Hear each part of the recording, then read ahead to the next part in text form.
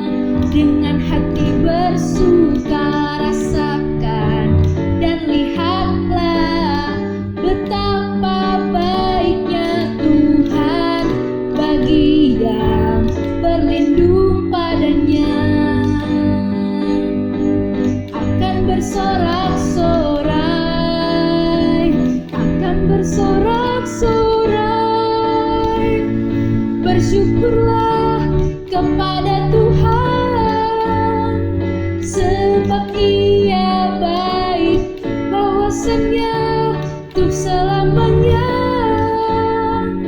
kasih setianya.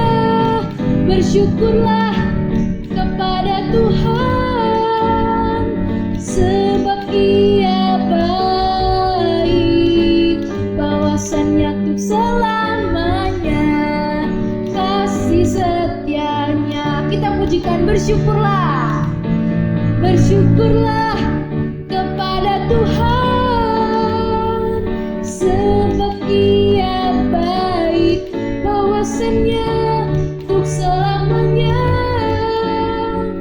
kasih setianya.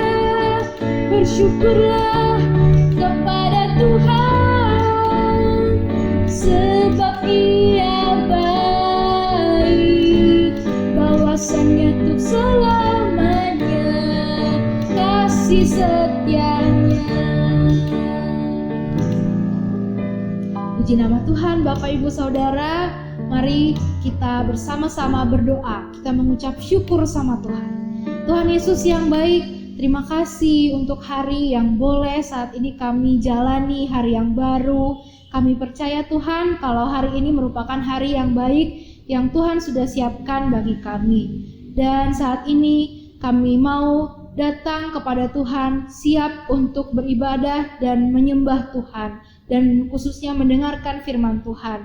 Kami saat ini boleh sungguh-sungguh menikmati kehadiran Tuhan bersama-sama dengan anggota keluarga, ikut beribadah kepada Tuhan.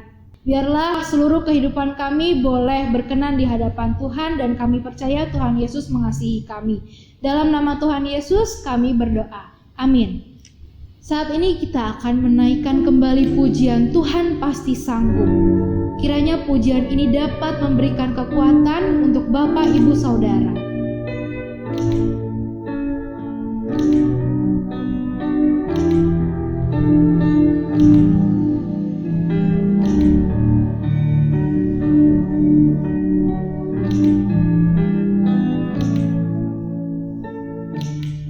Kuatkanlah hatimu, lewati setiap persoalan. Tuhan Yesus selalu menopangmu. Jangan berhenti harap padanya.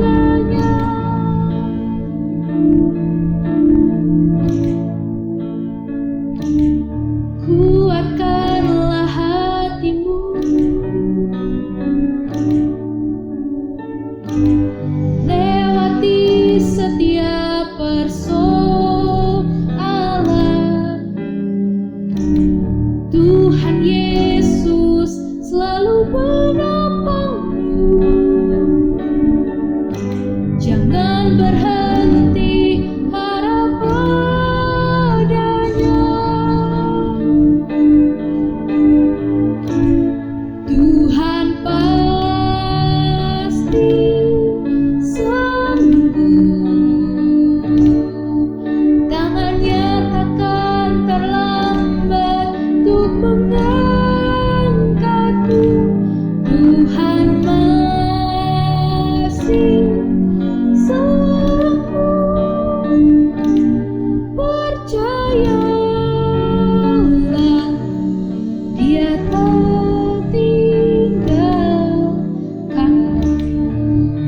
Mari Bapak Ibu kita naikkan pujian ini sekali lagi. Kuatkanlah hatimu, lewati setiap persoalan. Tuhan Yesus selalu menopangmu. Jangan berhenti harap padanya. Tuhan pasti sanggup. Tangannya takkan terlambat untuk mengangkatmu. Tuhan masih sanggup. Percayalah, Dia tak tinggalkanmu. Percayalah, Dia tak tinggalkanmu. Amin. Sebelum kita mendengarkan firman Tuhan yang akan disampaikan oleh Pendeta Lim Yufuk, mari kita naikkan pujian Seperti Rusa Rindu Sungaimu.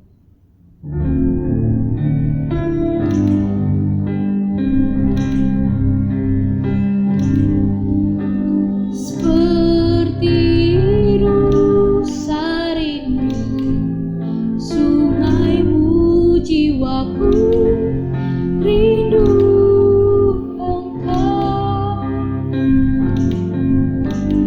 Kaulah Tuhan hasrat hatiku, ku rindu menyembahmu.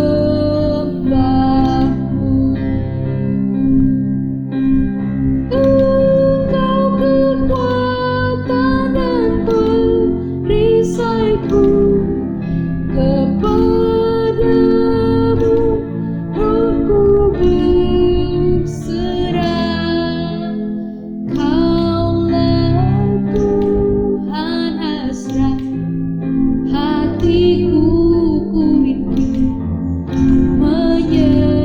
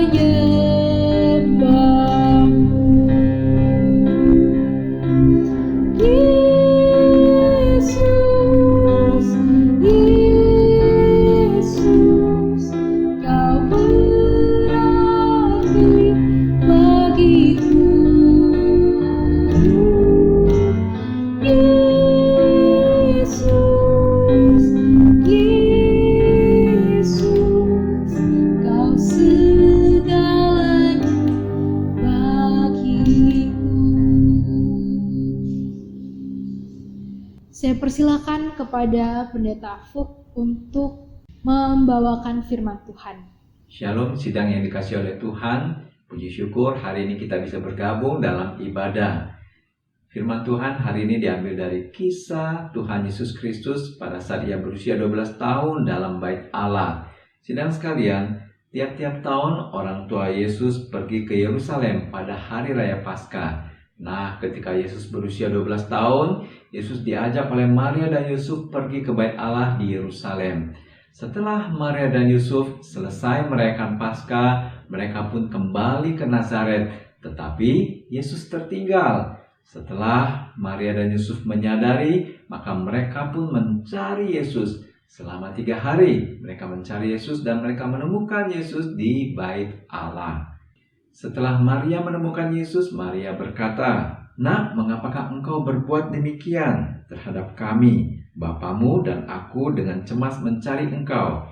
Tetapi Yesus menjawab mereka, "Mengapakah kamu mencari aku? Tidakkah kamu tahu bahwa aku harus berada di dalam rumah Bapakku? Nak, mengapakah engkau berbuat demikian terhadap kami? Bapamu dan aku dengan cemas mencari engkau." Tetapi Yesus menjawab mereka, "Mengapakah kamu mencari aku? Tidakkah kamu tahu bahwa aku harus berada di dalam rumah Bapakku?" Sidang sekalian, jawaban Yesus ini menekankan 2 hal. Pertama, yaitu rumah Bapa. Kedua, yaitu apa yang Yesus lakukan di sana. Dalam tradisi orang Yahudi, ketika seorang anak berusia 12 tahun, maka ia pun akan dipersiapkan untuk menjadi anak Taurat. Maksudnya, anak yang dipersiapkan untuk belajar firman Tuhan lebih banyak. Anak itu akan dilatih untuk berpuasa dan ia akan dibiasakan untuk mengikuti ibadah umum. Sidang sekalian, demikian pula Yesus. Perjalanan dari Nazaret menuju ke bait Allah di Yerusalem memerlukan waktu 4 hari perjalanan. Tidak mudah bagi seorang anak 12 tahun melakukan perjalanan yang begitu jauh, namun tidak dengan Yesus. Kemungkinan ia bersama dengan rombongannya melakukannya dengan sukacita. Mereka berjalan sambil menyanyi memuji Tuhan, sambil menceritakan kisah-kisah di dalam Alkitab yang membangkitkan semangat. Sidang sekalian, begitu bersemangat, rombongan Yesus berangkat ke Yerusalem. Mereka mungkin memiliki semangat sama seperti yang dimiliki oleh Raja Daud, seperti yang tertulis di dalam Mazmur 122 ayat 1. "Aku bersukacita ketika dikatakan orang kepadaku, mari kita pergi ke rumah Tuhan."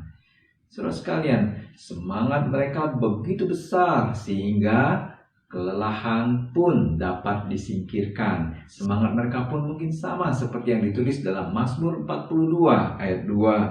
"Seperti rusa yang merindukan sungai yang berair, demikianlah jiwaku merindukan Engkau, ya Allah." Sidang sekalian, perjalanan yang penuh semangat itu tidak berakhir di situ saja. Mereka harus mengikuti perayaan Paskah yang dilangsungkan selama 7 hari. Setelah itu mereka pun harus kembali lagi ke kampung halaman mereka menempuh perjalanan 4 hari. Keseluruhan perjalanan yang mereka gunakan untuk mengikuti Paskah yaitu sebanyak 15 hari, setengah bulan. Jika dibandingkan dengan kehidupan kita pada masa kini, ketika kita harus ke rumah Tuhan beribadah, kita hanya menggunakan waktu beberapa jam saja. Oleh karena itu kita patut bersyukur memiliki juru selamat yang begitu mulia ketika ia datang ke dunia, yang mau memberi contoh kepada kita, datang ke bait Allah dengan kerinduan yang begitu besar. Saudara sekalian, hal yang kedua yang kita lihat dalam perkataan Yesus yaitu apa yang Yesus lakukan di bait Allah. Tradisi pada masa itu setiap pada hari Sabat atau pada hari-hari besar keagamaan, setelah para umat selesai beribadah di bait Allah, mereka pun pergi ke pelataran bait Allah untuk mendengarkan pengajaran. Di sana ada para rabi yang siap untuk menjawab setiap pertanyaan orang-orang yang datang. Kadang-kadang para rabi menjawab pertanyaan orang dengan balik bertanya kembali. Di sanalah Yesus menggunakan waktunya duduk untuk mendengarkan para rabi mengajar, dan juga Yesus mengajukan pertanyaan. Kira-kira apa yang Yesus tanyakan di dalam pertemuan itu? Kemungkinan Yesus bertanya, "Guru, apabila ada seorang wanita pernah memiliki 7 orang suami. Dalam kehidupan yang akan datang, siapa yang akan menjadi suami dari wanita itu? Pertanyaan Yesus ini begitu penting dan tidak semua orang bisa menjawab. Kemungkinan para rabi itu balik bertanya lagi, menurutmu siapa yang menjadi suami dari wanita itu? Nah, disitulah Yesus yang berusia 12 tahun dapat memberikan pencerahan pada para pendengarnya bahwa di kehidupan yang akan datang orang tidak kawin dan mengawinkan, melainkan hidup sama seperti malaikat di sorga. Kemungkinan pertanyaan selanjutnya yang Yesus tanyakan adalah, Guru, apakah hukum yang paling utama? Pertanyaan ini juga penting karena para ahli Taurat menulis begitu banyak aturan-aturan hukum Taurat sampai dikatakan apabila melanggar salah satu hukum yang paling kecil sekalipun, maka ia sudah melanggar keseluruhan dari hukum itu. Maka penting pertanyaan Yesus, mana hukum yang paling utama? Apabila ditanya kembali, menurutmu apa hukum yang paling utama? Di situ Yesus bisa membuat pencerahan. Hukum yang paling utama adalah hukum kasih. Sidang sekalian, mungkin Yesus juga bertanya, siapakah sesamamu manusia? Pertanyaan ini juga penting karena ada banyak orang yang mengasihi, tetapi ketika mereka mengasihi, mereka pilih kasih. Kehadiran Yesus di dalam kelompok pengajaran itu, Yesus tampil sebagai pendengar. Yesus tampil sebagai murid yang belajar. Tetapi ketika Yesus memberikan pertanyaan itu memberikan pencerahan dan membuat para cendekiawan terbuka pikirannya. Oleh karena itu dalam Lukas 2 ayat 47 dikatakan, dan semua orang yang mendengar dia sangat heran akan kecerdasannya dan segala jawab yang diberikannya. Sidang sekalian, apa yang Yesus lakukan di bait Allah itu adalah hal yang sangat penting. Yesus sudah memberikan teladan bagi kita bahwa kita bisa saling menguatkan satu sama lain untuk lebih memahami firman Allah. Kemudian hal yang ketiga yang kita dapat pelajari dari kisah ini yaitu setelah Maria dan Yusuf menjumpai Yesus, mereka pun mengajak Yesus kembali ke Nazaret. Di sini kita menyaksikan Yesus yang berusia 12 tahun, dia taat di dalam asuhan orang tuanya. Yesus pun meninggalkan Yerusalem, kota yang ramai, yang menyenangkan, kembali ke kampung halamannya Nazaret. Dan dia akan menghabiskan waktu 18 tahun kemudian untuk bekerja, juga sebagai tukang kayu, sebagai gembala ternak. Dia harus berjuang mencukupi kebutuhan setiap anggota keluarga di dalam rumah tempat dia tinggal sampai seluruh keluarga itu mandiri. Dan sesudah itu ia pun siap untuk tampil melayani. Sidang sekalian, kita melihat Yesus yang maha mulia ketika ia datang sebagai manusia. Ia memberikan teladan bagi kita semua. Dan dalam kehidupan kita pada masa kini, di dalam pergumulan kita setiap hari, kita tetap memandang Yesus Kristus untuk meneladani dia. Hidup sederhana, rendah hati, tidak sombong, dan taat di dalam asuhan orang tua. Demikian firman Tuhan, mari kita berdoa. Bapa yang maha mulia, puji syukur kepadamu, biarlah kami menyatukan hati dan kehendak kami untuk boleh meneladani Yesus yang agung. Di dalam nama Tuhan Yesus Kristus, kami berdoa. Amin. Sidang sekalian, mari kita menaikkan pujian Yesus kemuliaan-Mu.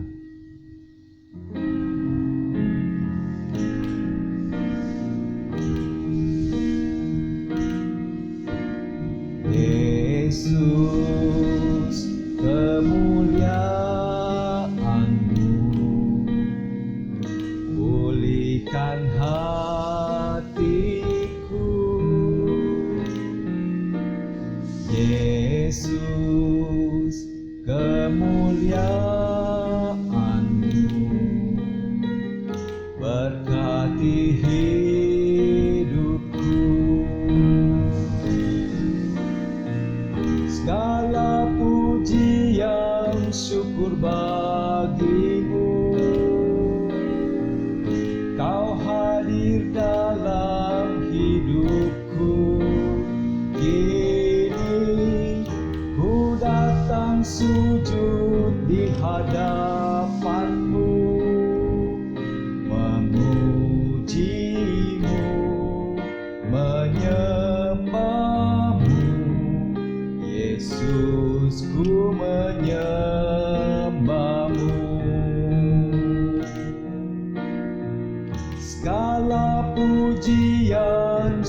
bersyukur bagimu. Kau hadir dalam hidupku. Kini ku datang sujud di hadapanmu, memujimu, menyembahmu. Yesus, ku menyembahmu. Yesus, ku menyembahmu. Mari kita berdoa. Bapa yang Maha Besar, kami bersyukur atas kebaikan dan kemurahan Tuhan bagi kami. Kau berikan Yesus Kristus Juru Selamat-Mu, Putra-Mu yang tunggal, untuk menghapus semua dosa-dosa kami, untuk menjadikan kami anak-Mu yang berharga di hadapan-Mu. Terpujilah Engkau ya Bapa, biarlah segenap perjalanan hidup kami, Tuhan buat semuanya menjadi indah dan kami boleh dipakai oleh Tuhan memuliakan nama-Mu. Inilah Bapa, kami dan seluruh isi rumah kami, biarlah Tuhan berkenan memberkati kami semua. Terpujilah Engkau sekarang dan selama-lamanya. Sidang sekalian, terimalah berkat dan pertolongan dari Tuhan kita. Kiranya kasih dari Allah Bapa dan kasih karunia dari Tuhan Yesus Kristus dan penyertaan Roh Kudus senantiasa bersamamu sekarang sampai selama-lamanya. Amin. Ku nyanyi Hosana bagi Rajaku yang duduk di takhta. Aku muliakan dan ku agungkan, Kau layak disembah. Kau layak disembah. Demikian ibadah kita pada hari ini. Selamat hari Minggu, Tuhan memberkati. Kau layak disembah.